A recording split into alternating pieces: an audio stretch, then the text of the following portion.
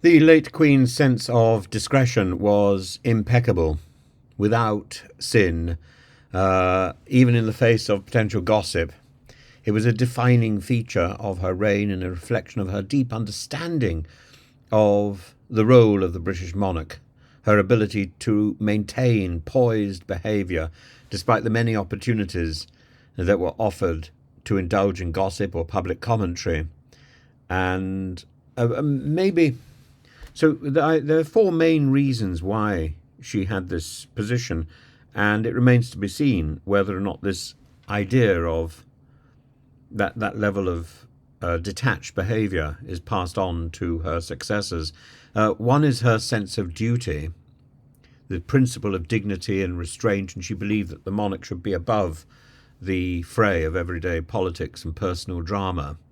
And so therefore she was very careful to avoid public statements or actions which could be perceived as biased or speedy, inappropriate, or unduly critical. Then there's the idea of tradition and protocol, the centuries of tradition, and the very clear principles on which actions are taken, with a respect and a reverence for the position that she occupies, because she occupied that position simply because of her inheritance. The third point is her own experience and her wisdom, having been in the job for so long, having met world leaders, celebrities, dignitaries. She developed this unerring experience. She understood that even a small comment or a look would be interpreted with a significant dramatic impact. The slightest move had or has a diplomatic resonance. And her wisdom was knowing when to speak and when to remain silent. And her fourth point was her focus on unity. She was the unifying figure for the United Kingdom, for the Commonwealth, and engaging in gossip or publicly expressing her personal opinion would have been divisive, undermining the cohesion of the state. But she did meet controversial people like Robert Mugabe, Vladimir Vladimirovich Putin when he was alive, and the Ceausescus, even if she hid her dogs away. Whatever personal feelings she may have had, she said nothing. She maintained that level of decorum, hospitality, understanding that her role was to represent the British state rather than air her personal views. And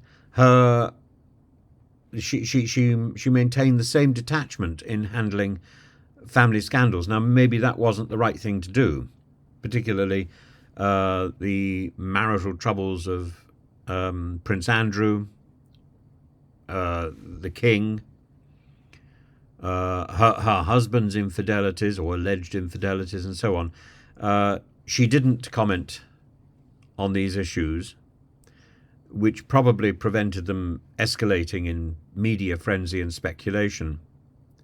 And then all the stuff about Brexit, from Rees-Mogg's apparent deceit in getting Parliament prorogued, to the very intense political debates about Brexit itself.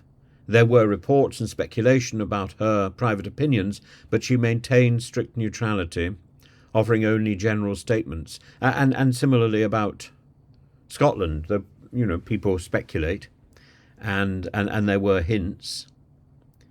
But I think mostly it was all about her personal temperament. So it comes as a bit of a surprise to find in a new biography by Craig Brown called A Voyage Round the Queen that there are candid insights into her private opinions on people like President Donald Trump and the French President Emmanuel Macron. But the fact that she said that President Trump was very rude is particularly telling. And that she noted that he kept looking around, looking over her shoulder during conversations as if there was something more interesting, or as if there was someone more interesting to talk to than Her Majesty, her late Majesty. And her speculations about a little arrangement.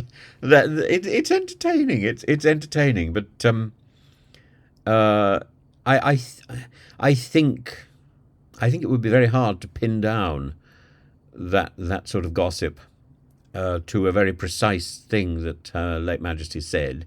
I think why would she give up a habit of discretion simply to titillate Craig Brown? I don't think she would. And I think Giles Brandreth would get the dirt long before Craig Brown. Who is Craig Brown anyway? For goodness sake, this is speculative tittle tattle, and entertaining though it may be, it doesn't make very much sense that she would have spilt the beans to him.